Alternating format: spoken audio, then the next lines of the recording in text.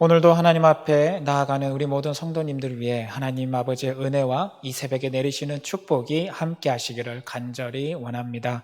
지금부터 9월 6일 주일 새벽 예배를 하나님 앞에 같이 드리도록 하겠습니다. 다 같이 사도신경으로 우리의 신앙을 고백하도록 하겠습니다. 전능하사 천지를 만드신 하나님 아버지를 내가 믿사오며 그 외아들 우리 주 예수 그리스도를 믿사오니 이는 성령으로 잉태하사 동정녀 마리아에게 나시고 본디오 빌라도에게 고난을 받으사 십자가에 못 박혀 죽으시고 장사한 지 사흘 만에 죽은 자 가운데서 다시 살아나시며 하늘에 오르사 전능하신 하나님 우편에 앉아 계시다가 저리로서 산 자와 죽은 자를 심판하러 오시리라. 성령을 믿사오며 거룩한 공예와 성도가 서로 교통하는 것과 죄를 사하여 주시는 것과 몸이 다시 사는 것과 영원히 사는 것을 믿사옵나이다. 아멘. 찬송가 365장 마음속에 근심 있는 사람 함께 찬양하시겠습니다. 찬송가 365장입니다. 마음속에 근심 있는 사람 주 예수 앞에 다 아뢰어라. 슬픈 마음 있을 때에라도 주 예수께 아뢰라. 주 예수 앞에 다 아뢰어라. 주 우리의 친구니 무엇이나 근심하지 말고 주 예수께 아뢰라. 눈물 나며 깊은 한숨 쉴 때 주 예수 앞에 다 아뢰어라. 은밀한 죄 내게 있더라도 주 예수께 아뢰라. 주 예수 앞에 다 아뢰어라. 주 우리의 친구니 무엇이나 근심하지 말고 주 예수께 아뢰라. 괴로움과 두려움 있을 때에 주 예수 앞에 다 아뢰어라. 내일 일을 염려하지 말고 주 예수께 아뢰라. 주 예수 앞에 다 아뢰어라. 주 우리의 친구니 무엇이나 근심하지 말고 주 예수께 아뢰라. 죽음 앞에 겁을 내는 자여 주 예수 앞에 다 아뢰어라. 하늘나라 바라보는 자여 주 예수께 아뢰라. 주 예수 앞에 다 아뢰어라. 주 우리의 친구니 무엇이나 근심하지 말고 주 예수께 아뢰. 후렴 한 번 더 하겠습니다. 주 예수 앞에 다 아뢰어라. 주 우리의 친구니 무엇이나 근심하지 말고 주 예수께 아뢰라. 오늘 이 새벽에 하나님께서 우리에게 주시는 말씀은 예레미야서 29장 1절에서 14절까지 말씀입니다. 예레미야서 29장 1절에서 14절까지의 말씀입니다. 구약성경 1096페이지입니다. 구약성경 1096페이지입니다. 하나님의 말씀을 저와 여러분이 한 절씩 교독하도록 하겠습니다. 선지자 예레미야가 예루살렘에서 이 같은 편지를 느부갓네살이 예루살렘에서 바벨론으로 끌고 간 포로 중 남아있는 장로들과 제사장들과 선지자들과 모든 백성에 보냈는데, 그때는 여고니아 왕인과 왕후와 궁중 내시들과 유다와 예루살렘의 고관들과 기능공과 도공들이 예루살렘에서 떠난 후라.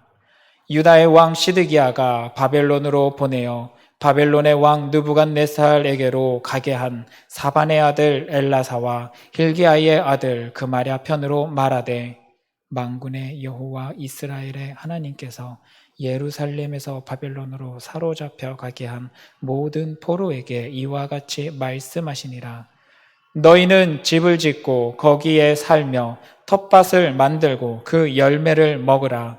아내를 맞이하여 자녀를 낳으며 너희 아들이 아내를 맞이하며 너희 딸이 남편을 맞아 그들로 자녀를 낳게 하여 너희가 거기에서 번성하고 줄어들지 아니하게 하라. 너희는 내가 사로잡혀 가게 한 그 성읍의 평안을 구하고 그를 위하여 여호와께 기도하라. 이는 그 성읍이 평안함으로 너희도 평안할 것임이라. 만군의 여호와 이스라엘의 하나님께서 이와 같이 말하노라. 너희 중에 있는 선지자들에게와 점쟁이에게 미혹되지 말며 너희가 꾼 꿈도 고지 듣고 믿지 말라. 내가 그들을 보내지 아니하였어도 그들이 내 이름으로 거짓을 예언함이라. 여호와의 말씀이니라. 여호와께서 이와 같이 말씀하시니라.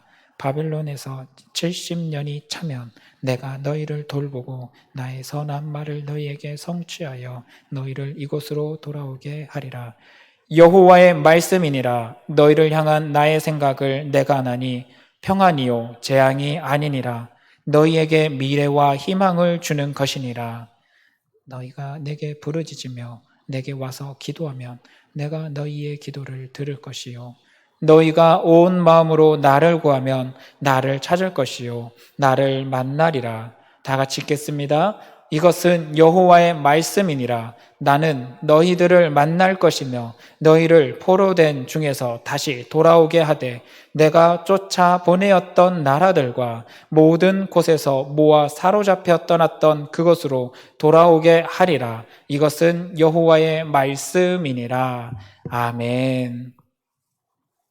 우리는 지금 예레미야 말씀을 함께 나누고 있습니다. 오늘은 그 말씀 중에서 29장의 전반부에 해당하는 내용을 함께 읽고 있습니다. 오늘 29장의 내용은 예레미야가 바벨론 땅으로 보낸 편지에 대한 내용입니다. 편지글에 대한 내용이고 이 편지는 바벨론으로 보내는 예레미야의 하나님의 말씀과 동시에 바벨론에서부터 예루살렘으로 들어온 예레미야를 책망하고자 했던 사람들이 보낸 편지의 내용을 설명하고 있고 그 내용이 하나님의 뜻에 합당한 내용이 아니니 그 모든 것을 멈추게 하라라는 경고의 메시지도 함께 있습니다. 그래서 29장의 말씀을 읽을 때는 예레미야가 보내고 있는 편지와 그 편지 안에 바벨론으로부터 왔던 편지의 내용이 삽입되어 소개되고 있다라는 이런 이중적인 구조로 되어 있다는 사실을 먼저 이해하시고 말씀을 읽어주시기를 원합니다. 29장 말씀에서 특별히 예레미야와 스마야라는 두 인물이 서로 부딪히고 있는 내용을 언급하고 있고요. 오늘 우리가 함께 읽었던 말씀은 예레미야가 스마야가 있던 그 바벨론 땅에 이 하나님의 원하고 있는 것이 무엇인지, 하나님이 진정 포로로 가 있는 이스라엘 백성들을 위하여 준비하고 있는 것이 무엇인지에 대해서 설명하고 외치고 있는 말씀으로 되어져 있습니다. 먼저 1절부터 14절까지의 내용을 세 부분으로 나눠서 볼 수 있기를 원합니다.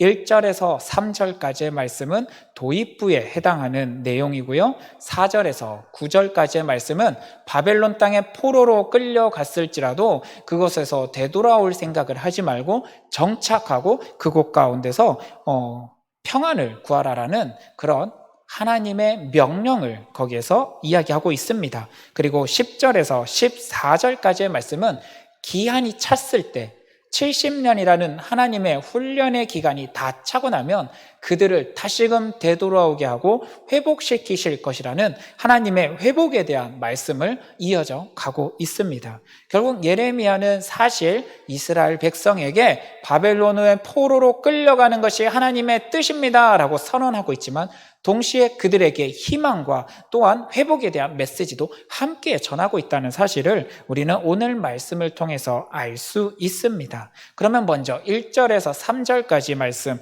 도입부 말씀을 먼저 살펴보기를 원합니다.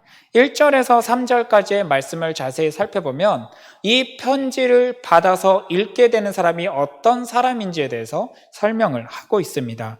1절 말씀에 먼저 한번 보도록 하겠습니다. 1절입니다. 선지자 예레미야가 예루살렘에서 이 같은 편지를 느부갓네살이 예루살렘에서 바벨론으로 끌고 간 포로 중 남아있는 장로들과 제사장들과 선지자들과 모든 백성에게 보냈는데 라고 시작하고 있습니다.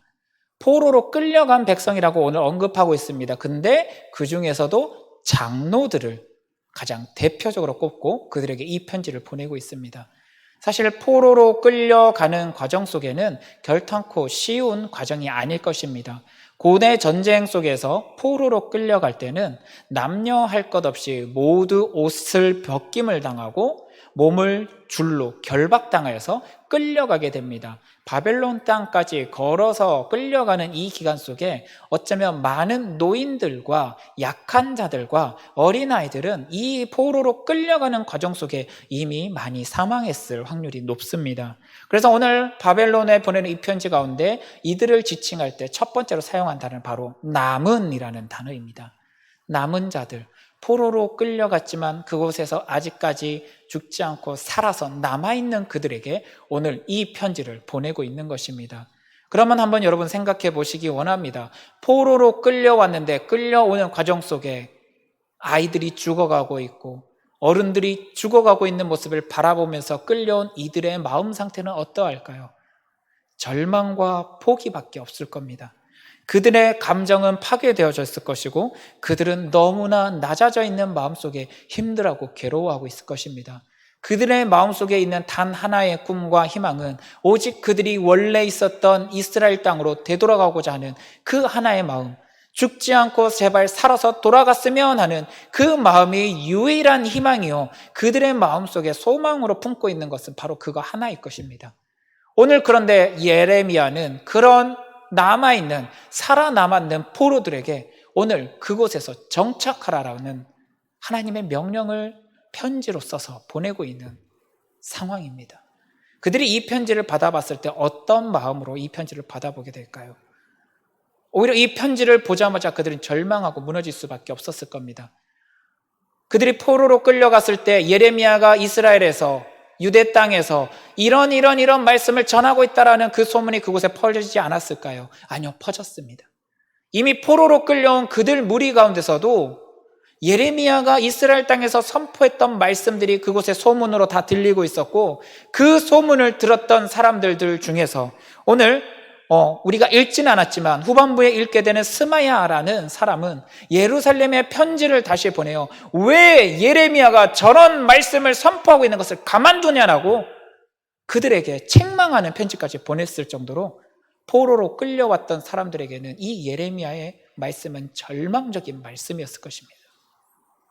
어쩌면 이들은 이 후반부에 있는 70년이 차고 난 이후에 하나님이 되돌려 보내실 거라는 희망의 메시지는 듣지 못하고 그곳에 포로로 끌려가서 정착하고 살아남아라, 살아라, 그곳에서 계속 살아라, 이 메시지만 받은 것일 수도 있을 겁니다. 안 그래도 힘들고 어려운 상황 속에 이런 메시지가 그들에게 전해졌으니 얼마나 괴롭고 절망적이었을까요? 그럼에도 불구하고 오늘 예레미야는 편지를 통해서 그가 정말 말하고 싶었던 것이 무엇인지 오늘 그 남은 자들에게 선언하고자 오늘 이 편지를 쓰게 됩니다.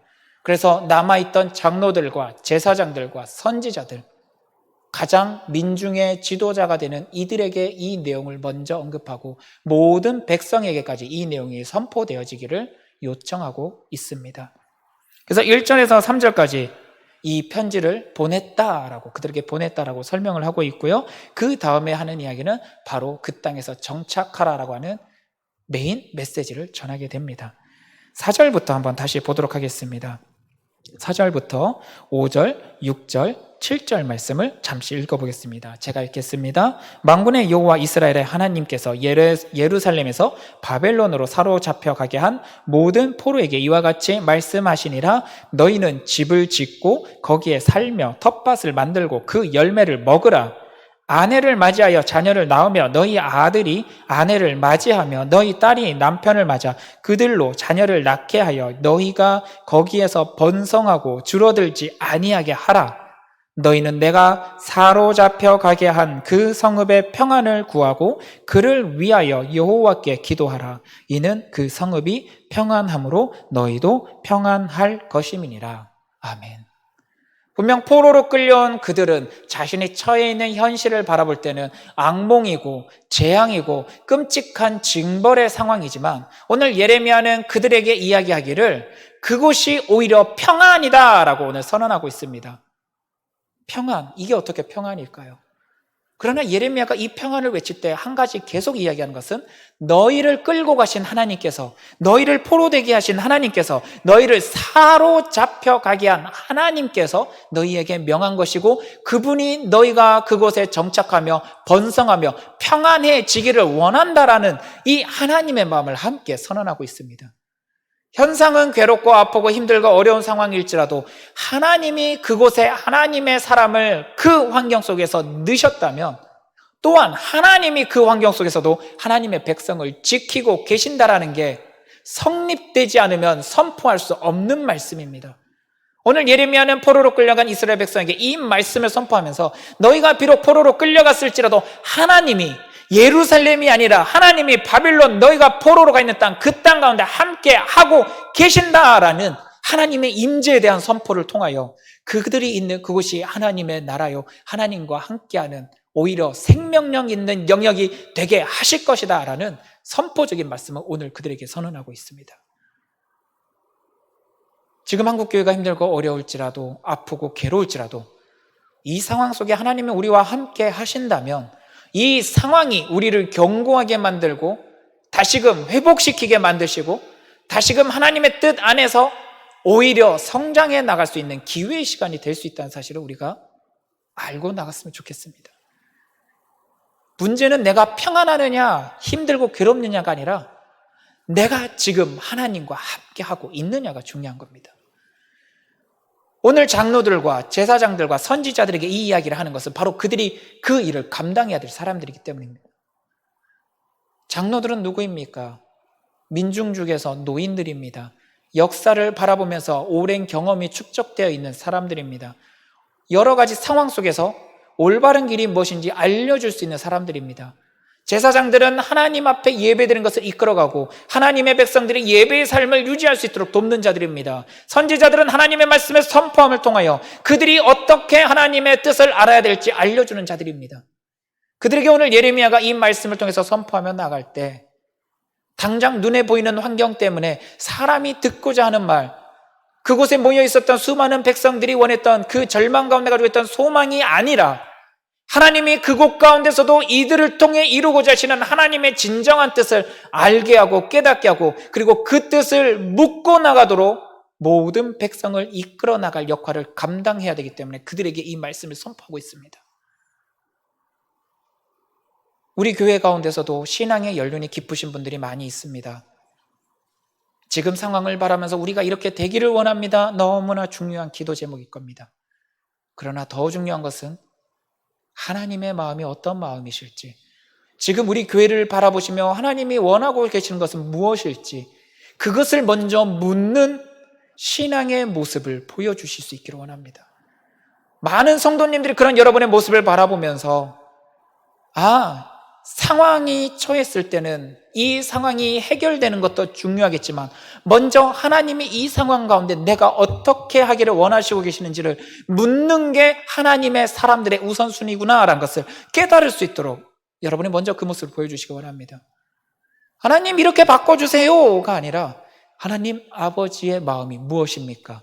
이 상황을 통하여 우리에게 요청하고 있고 하나님이 원하시는 것이 무엇입니까? 먼저 묻는 그 모습 속에 우리의 신앙 가운데 하나님의 뜻을 먼저 묻는 것이 중요한 것이구나 라는 신앙의 기준을 세워나갈 때 아무리 바벨론과 같은 포로와 같은 힘들고 어려운 상황 속에서도 하나님이 함께한다는 것을 알게 되고 알게 된 그들이 그곳 땅 가운데서도 다시금 정착해내며 번성해가며 결국 하나님이 이루고자 하시는 하나님의 뜻을 이루는 일을 감당하는 하나님의 사람으로서의 역할을 잘 이루어 나갈 수 있는 모범이 될 것입니다.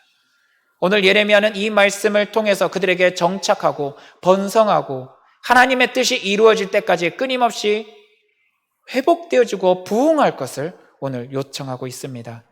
우리 창동교회 안에서도 비록 지금 힘들고 어렵고 함께 예배드리지 못하는 이 비대면의 예배 상황 속에서도 하나님의 뜻이 무엇인지를 묻고 그 물음 가운데 그의 합당한 마음을 품고 이 땅 가운데서 그리스도인으로 정착하며 성장하며 회복하며 번성해 나갈 때 하나님의 때가 되는 그날 다시금 함께 모여 더 크고 놀라운 하나님의 비밀을 이루어 나갈 것을 저는 마음으로 품고 여러분에게 선포하며 나갑니다.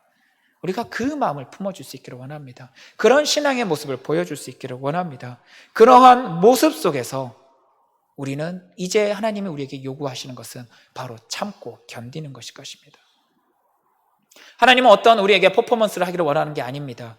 참고 견디기를 원하십니다. 하나님의 때가 차는 그날까지 참고 견디시기를 원합니다.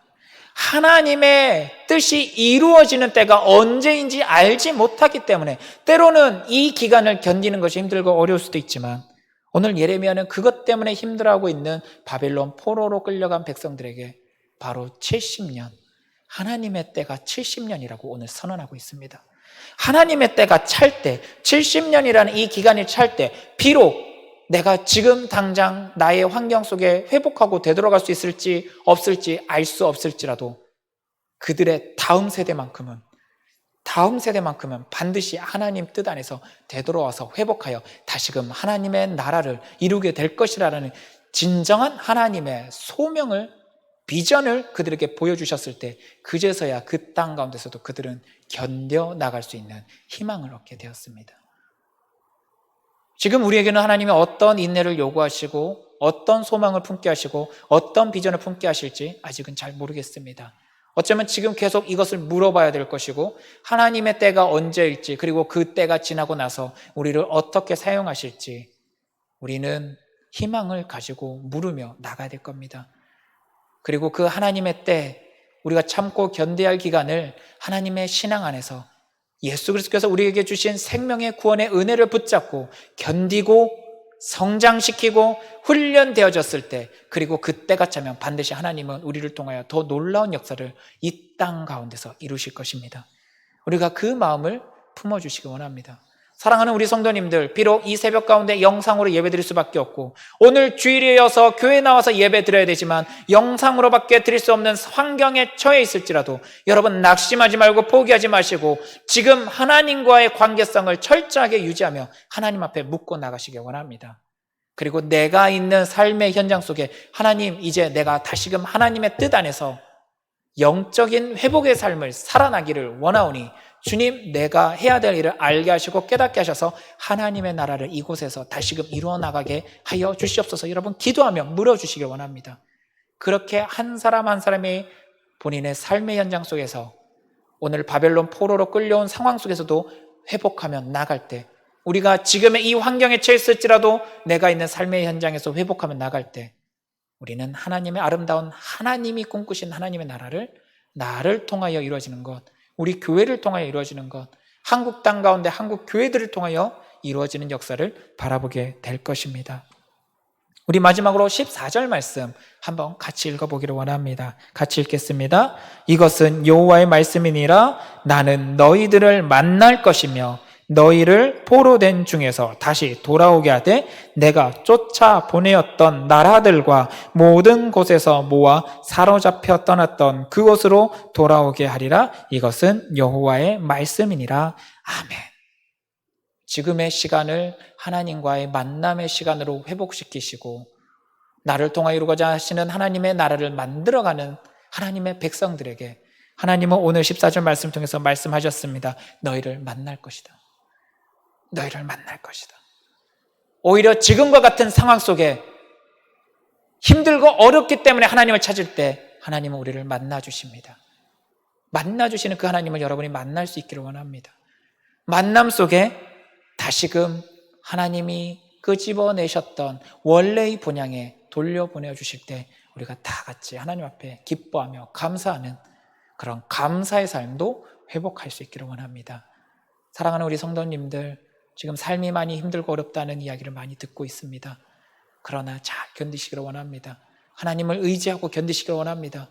그 환경으로 처하게 하신 분이 하나님이시라면 보호하시는 분도 하나님이시고 다시금 회복시키시는 분도 하나님이시니 우리 그 하나님이 나의 하나님이라는 사실을 믿고 의지하며 그 사실 때문에 오늘 힘듦 속에서도 감사할 수 있기를 원하고요. 그 감사함 속에 놀라운 회복의 하나님의 역사가 사랑하는 우리 성도님들의 모든 삶을 회복시키시기를 간절히 원합니다. 우리 이 시간 같이 기도하겠습니다. 사랑해 주님, 너무나도 감사드립니다. 우리는 하나님을 의지할 수밖에 없는 사람입니다.